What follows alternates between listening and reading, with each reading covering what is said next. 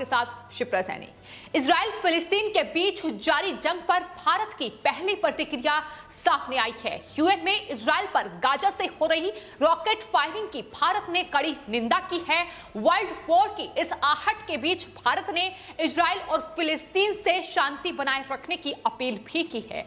तो इजराइल फिलिस्तीन के बीच संघर्ष का दौर लगातार जारी है और जाहिर तौर पर दुनिया के दूसरे देशों के लिए ये चिंता का सबब भी बन चुका है। दोनों देशों के बीच जो लड़ाई लगातार जारी है उस पर आरोप प्रत्यारोप का सिलसिला भी बढ़ रहा है।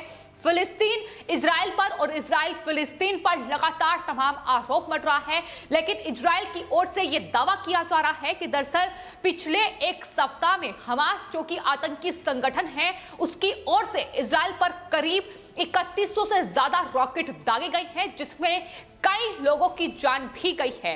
तो ये संघर्ष का दौर जो है वो लगातार जारी है, दुनिया के तमाम देशों के लिए चिंता का सबब बन चुका है और कहीं ना कहीं दुनिया अब इजराइल और फिलिस्तीन के बीच जारी इस जंग को लेकर दो गुटों में भी बढ़ती नजर आ रही है। लेकिन फिलहाल भारत ने इजराइल पर गाजा से हो रही रॉकेट फायरिंग की यूएन में कड़ी निंदा की है। संयुक्त राष्ट्र सुरक्षा परिषद में भारत के प्रतिनिधि टीएस मूर्ति ने कहा है कि गाजा से इजराइल में नागरिक आबादी को लक्षित कर अंधाधुंध रॉकेट फायरिंग की जा रही है, जिसकी हम कड़ी निंदा करते हैं। इतना ही नहीं, संयुक्त राष्ट्र में भारत के स्थायी प्रतिनिधि की ओर से यह भी कहा गया है कि गाजा पट्टी में जिस तरह से रॉकेट से हमले किए जा रहे हैं उन हमलों की भारत कड़ी निंदा करता है और जाहिर तौर पर दोनों ही देशों के अधिकारियों के बीच कहीं ना कहीं जो वार्तालाप संबंध है वो ठीक नहीं है, जिसके चलते ये सिचुएशन दोनों ही देशों के सामने आ चुकी है।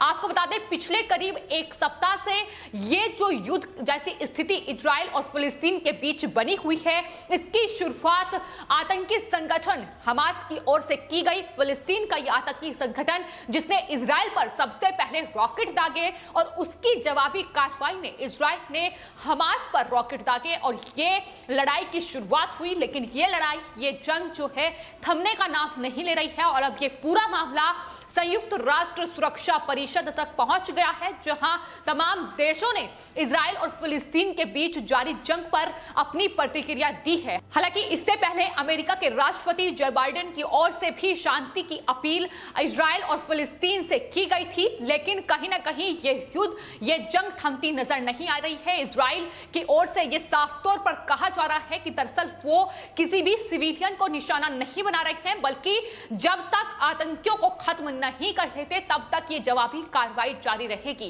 तो फिलहाल गाजा की ओर से लगातार इजराइल पर रॉकेट दागे जा रहे हैं, जिसके बाद संयुक्त राष्ट्र में भारत ने इसकी कड़ी निंदा की है। भारत ने इस हमले की निंदा करते हुए ये साफ तौर पर कहा है कि दरअसल दोनों पक्ष यानी इजराइल और फिलिस्तीन है यथास्थिति में एक तरफा बदलाव ना करने की अपील भारत की ओर से की गई है। संयुक्त राष्ट्र में भारत के स्थायी प्रतिनिधि टीएस त्रिमूर्ति ने यह कहा है कि गाजा पट्टी में जिस तरह से रॉकेट से हमले किए जा रहे हैं वो दुर्भाग्यपूर्ण है। कहीं ना कहीं जो स्थिति है वो बेहद चिंताजनक बनी हुई है। दोनों देशों से भारत ये अपील करता है कि वो तत्काल तनाव कम करें और शांति की ओर अपना कदम बढ़ाए।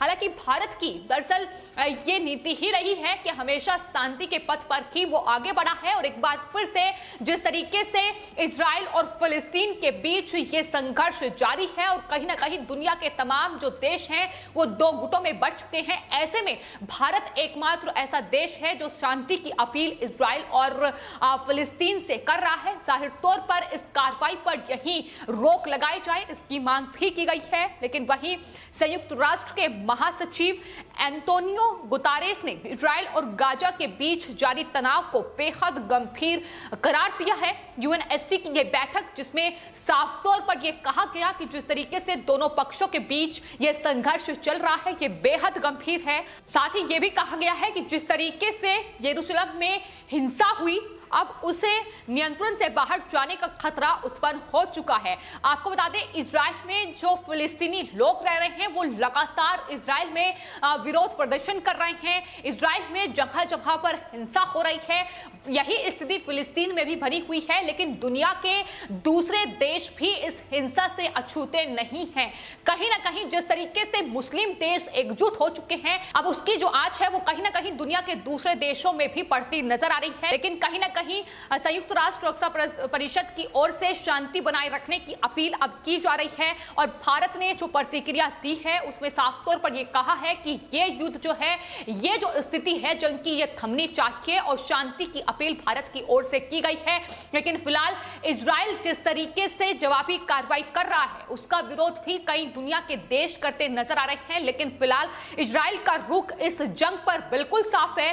बेंजामिन नेतन्याहू की तरफ से यह साफ तौर पर कहा गया है कि हमास जानबूझकर आम लोगों को निशाना बना रहा है और खुद आम लोगों के पीछे छिपा हुआ है। हम अपने लोगों को बचाने के लिए हर संभव कोशिश कर रहे हैं। आम लोगों को नुकसान पहुंचाए बिना आतंकियों को निशाना बनाया जा रहा है और यह कार्रवाई जब तक जारी रहेगी जब तक आतंकी को खत्म नहीं किया जा सकता। तो आतंकियों के खिलाफ उनकी की नीति बिल्कुल साफ है, वो किसी की भी बात मानने के लिए तैयार नहीं है। उनका साफ तौर पर यह कहना है कि जब तक इस आतंकी संगठन का खात्मा नहीं हो जाता तब तक वो शांति से नहीं बैठेंगे। फिलहाल आपको बता दें, इस हिंसा के दौर में इजराइल के खिलाफ जो मुस्लिम कंट्रीज हैं वो कहीं ना कहीं एकजुट हो गई है।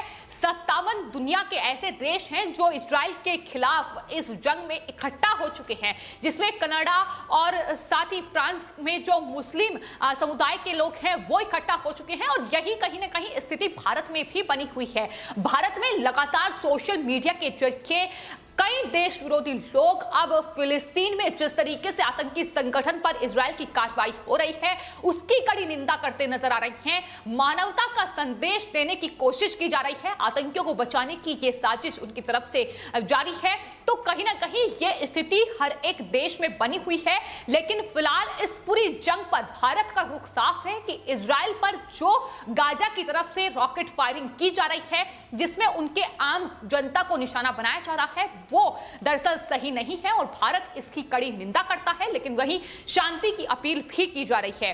आपको यह भी बता दें कि दरअसल इस पूरी बैठक में इजराइल और फिलिस्तीन की तरफ से भी टिप्पणियां सामने आई है, जहां इजराइल की ओर से इस बैठक में उनके दूत जिलाद एर्दान ने टिप्पणी की। कहीं ना कहीं वो भावुक भी नजर आए। उन्होंने साफ तौर पर एक इजरायली युवक की तस्वीर दिखाते हुए कहा कि अगर इस तरीके की स्थिति होगी तो आप क्या करेंगे। ये सवाल उनकी तरफ से पूछा गया। उन्होंने कहा कि अगर आपके ऊपर सैकड़ों रॉकेट दागे जाएंगे तो आखिर आप क्या करेंगे। जवाबी कार्रवाई होगी और साफ तौर पर इजराइल यही कर रहा है। लेकिन वहीं फिलिस्तीन की ओर से भी पलटवार किया गया। फिलिस्तीन के विदेश मंत्री डॉक्टर रियाद मालकी ने इजराइल को हथियारबंद चोर कहा। तो ये आरोप प्रत्यारोप का सिलसिला दोनों ही देशों के बीच जारी है। शांति की अपील भारत और अमेरिका जैसे देश कर रहे हैं। लेकिन फिलहाल जिस तरीके से स्थिति बनी हुई है, कहीं ना कहीं वर्ल्ड वॉर की आहट भी सुनाई दे रही है, क्योंकि दोनों ही देश अपनी कार्रवाई पर लगाम लगाने के लिए तैयार नहीं है।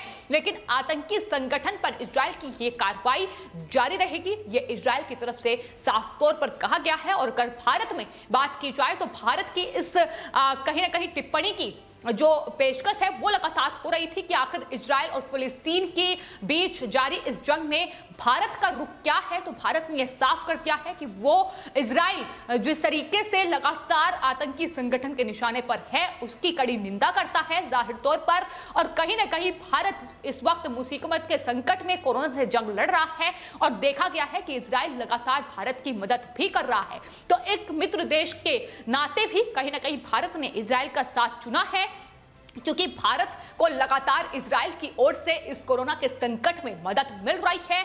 और यही वजह है कि भारत लगातार हर एक आतंकी साजिश का माकूल जवाब देता नजर आया है, फिर चाहे वो पाकिस्तान की ओर से की गई हो। भारत का रुख साफ रहा है, चाहे फिर भारत और पाकिस्तान की बात रही हो कि आतंकियों को जवाब देना जरूरी है और जो देश आतंकियों को पाटने का काम करेगा उसके साथ मित्रता नहीं हो सकती। ये साफ तौर पर भारत ने कड़ा संदेश दिया है। एक बार फिर से इजराइल पर हो रही गाजा की तरफ से इस रॉकेट फायरिंग का जवाब भी भारत ने संयुक्त राष्ट्र सुरक्षा परिषद में साफ तौर पर दुनिया के सामने दे दिया है। फिलहाल आपके इस पूरे मामले पर क्या राय है, हमें कमेंट बॉक्स में जरूर लिखें और चैनल को सब्सक्राइब करें। धन्यवाद।